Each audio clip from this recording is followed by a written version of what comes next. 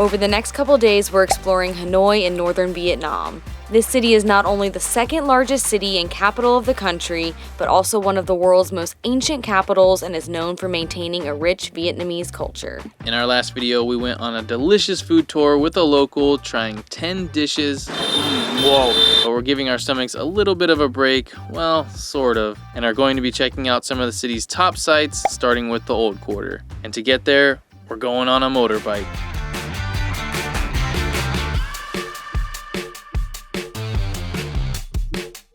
Here in Vietnam and Southeast Asia, Grab is the popular ride-sharing app, and on here they have an option called Grab Bike, where you get to ride on the back of a motorbike.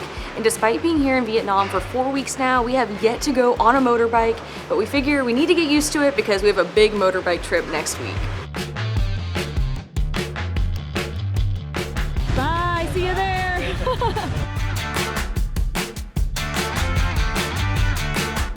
He looks a little scared.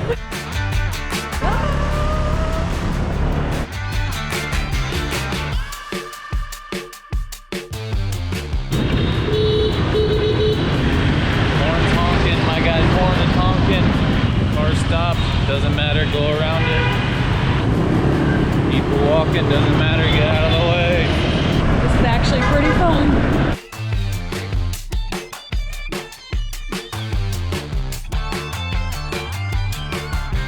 They really just squeeze into any spot they can find.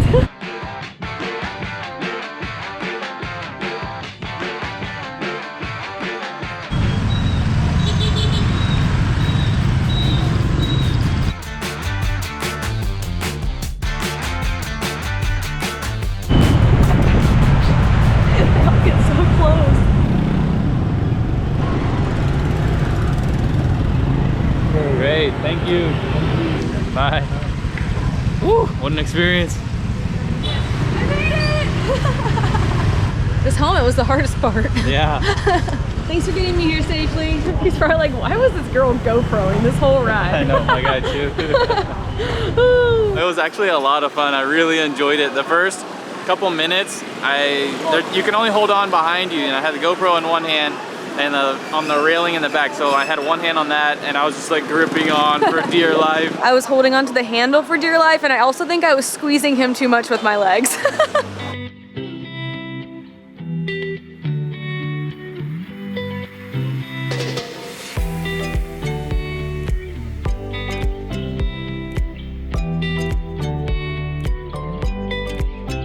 Hanoi's Old Quarter dates back to the 11th century when, after independence from China, the emperor moved the capital from Hoa Lu in Ninh Binh to Hanoi. The Old Quarter is a collection of 36 streets, each dedicated to a particular trade, and many are still named after what they specialized in.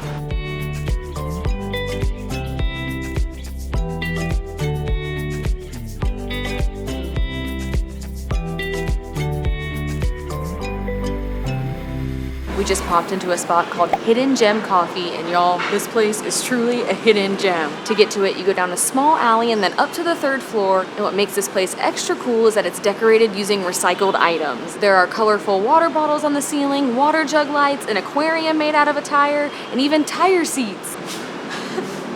It's so cushy. Oh yeah, that's nice. We always love when people take what some may consider trash and then turn it into art, and this place is just amazing. Got myself another egg coffee because these things are delicious, and check out their cup. It's got a broken handle. They're really sticking to their mantra here of not throwing stuff away. I love it. And I got this sticky rice pandan leaf coffee drink, and I had pandan for the first time in Singapore and I loved it. Okay, you have the iciness of the kind of slushy part, and then you have the soft, sticky rice in there. So interesting and so good. It's super fun. It's kind of like boba tea where you have the chewy tapioca balls in here, but this time it's sticky rice. I like this. We also got some food because both of these drinks are so sweet, and we needed something savory to kind of counteract all the sugar, and it's very, very good.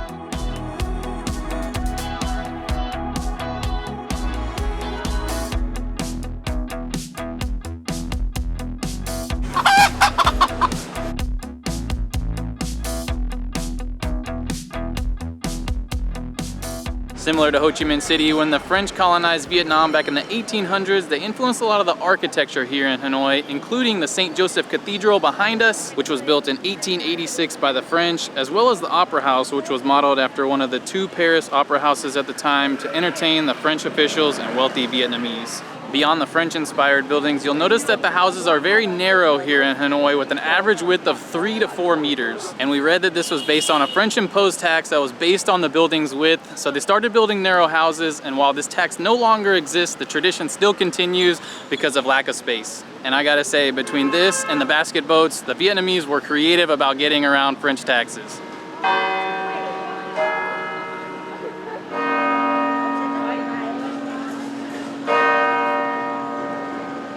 Quite possibly one of the most popular spots here in Hanoi is Train Street. For years we had seen photos of this narrow hidden street with active railroad tracks running through it, and multiple times a day it would get flooded with tourists trying to catch a glimpse of the train running through. However, one very important thing to know about Train Street is that as of March 2023, the police have prohibited people from entering the most popular area due to safety issues. We hear that some cafe owners can escort you in, but it kind of depends on the time of day and the police presence, so we almost gave up on the whole idea because it just seemed like too much of a hassle. But then we learned of another street further south that isn't blocked off and much easier to visit. And since we didn't want to plan our entire day around the train schedule, we actually went yesterday to check it out, so we're gonna rewind to then.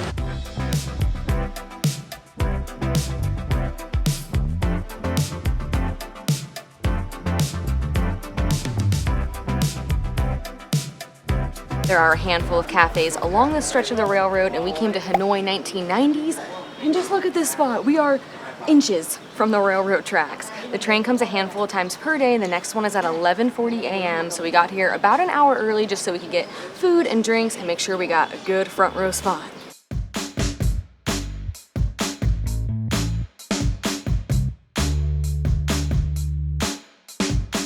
They just came by to tell us to move the tables away because the train comes literally like right here. The anticipation is killing me. It'll be here any minute. Here it comes, here it comes, here it comes. Ah! Oh my gosh.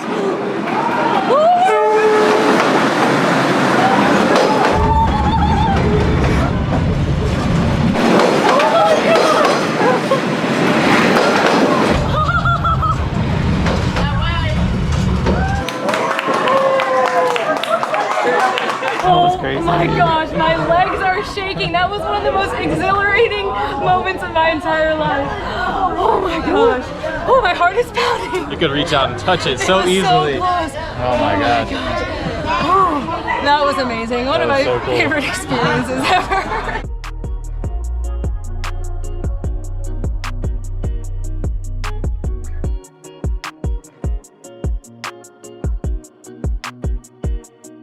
Hanoi is known as the City of Lakes, and these lakes are very important to the locals as they provide a break from the busyness of the city. You'll often find people exercising and enjoying these lakes in the mornings and evenings, and one of the most popular lakes is Hoàn Kiem Lake, right next to the Old Quarter.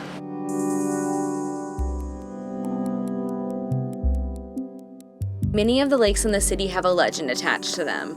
This one is also known as Lake of the Returned Sword because legend has it that a warrior named Lê Loi was boating on the lake after returning from 10 years of battle using a magic sword when suddenly a golden turtle appeared and told him that his work is complete and to return his sword back to the sea.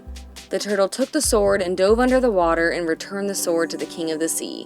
From this legend, the turtle has become a symbol of Vietnamese independence and longevity. But not only is the turtle part of this legend, there have actually been giant turtles that lived in the lake, with the largest being 550 pounds. The most recent turtle passed away in 2016 and is now embalmed and located in the temple to view. Now that's a big turtle.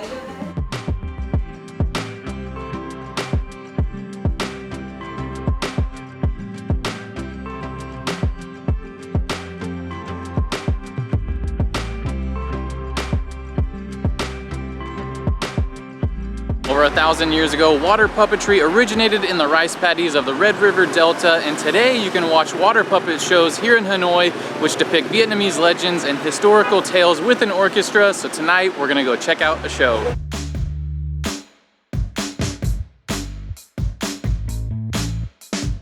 There are several show times per day, and you can get your tickets the day of at the box office, but we got our tickets in advance just to make things easier, and we also upgraded to the VIP seats. That way we can sit closer to the front, which was 36 USD for the both of us.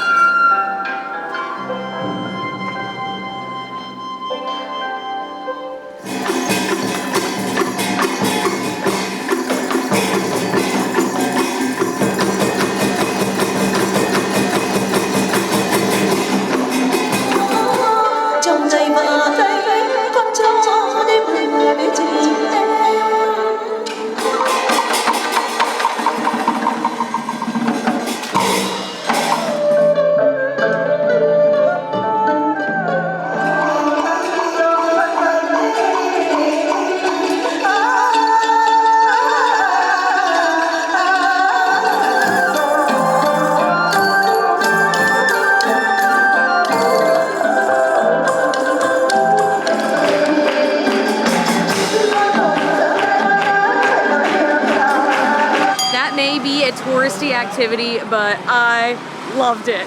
I loved everything about that. It was just such a fun and unique experience. I loved the music, the puppet dancing, all the musical instruments were things I've never seen before. The singing was so beautiful. I was just mesmerized the entire time about how they were maneuvering these puppets. It's just, you could see like the sticks under the water bit, but they were like spinning and flapping their hands. It was just unlike anything we've ever really seen before. I was gonna say that too, just never seen anything like that. It was just so different and so amazing to see. It was just cool. It was all in Vietnamese, so we didn't really fully understand what was happening. You can get this translation device, but we heard that you didn't necessarily need it. I still feel like I mostly grasped what it was about. They even told the story that we told earlier about the legend right in this lake here of them taking the sword. It was just an incredible experience. I loved it. I just had a smile on my face the entire time.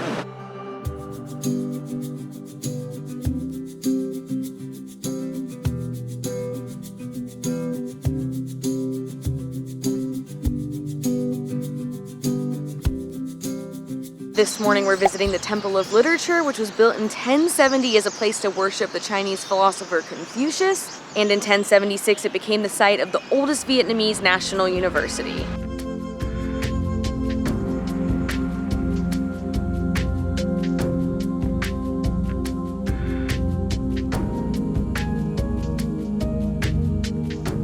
The temple is surrounded by a red brick wall and consists of 5 courtyards of different styles, and possibly the most recognizable courtyard is the second courtyard, which is the Pavilion of Constellation built in 1805. This name means the brightest star in the sky and represents the wish for prosperity and developed education, and you'll find a depiction of this courtyard on the 100,000 Vietnamese banknote.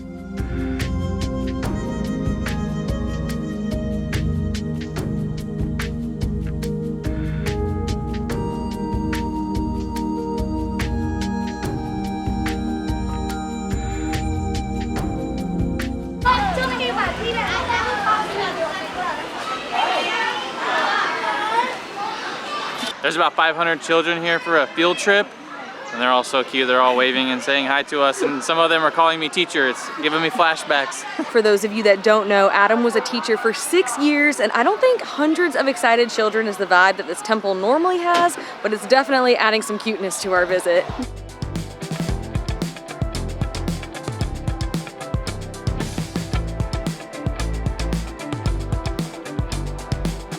Next up, we're at the site of the Hỏa Lò Prison, also known as Maison Centrale, which is a former prison that served a variety of roles over the years. And while the prison no longer stands, the gatehouse has been turned into a museum that shares its history.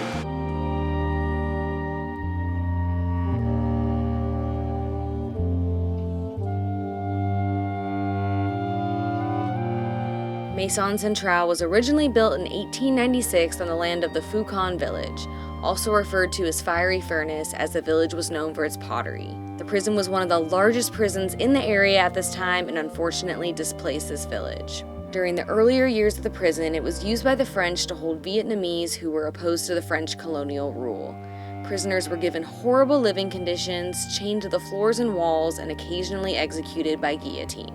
After the French left Vietnam, the prison was renamed Hỏa Lò and was then used by the North Vietnamese to hold U.S. prisoners of war, which were mostly shot down pilots during the Vietnam War. This prison became one of the most notorious POW camps in Vietnam during the war, with one of the most well-known prisoners being the late Arizona Senator John McCain. Despite the museum sharing that the prisoners of war were treated well and enjoyed their time here, many of the American soldiers who were POWs have shared the opposite and recounted stories of how they were tortured and endured terrible conditions, giving it the ironic nickname the Hanoi Hilton. While that definitely wasn't a fun museum to experience, we do think it's valuable to visit to learn more about the history of Vietnam. And to not end this video on a sad note, we're gonna do something that always cheers us up. We're gonna go get ice cream.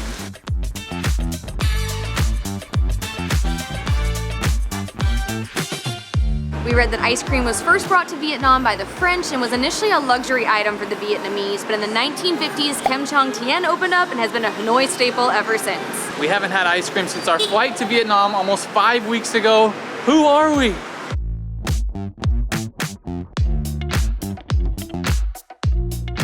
So they have 4 different flavors on a cone, as well as a bunch of different flavors on a stick, including a durian flavor. And if you caught our last video, we tried durian for the first time ever in Chiang Mai.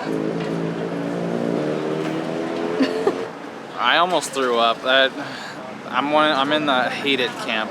And we told ourselves that we would maybe give it another shot, but in ice cream form, but I think it's too soon for that. So we stuck to something that felt a little bit safer. I got the taro ice cream, and Adam got the rice flake ice cream.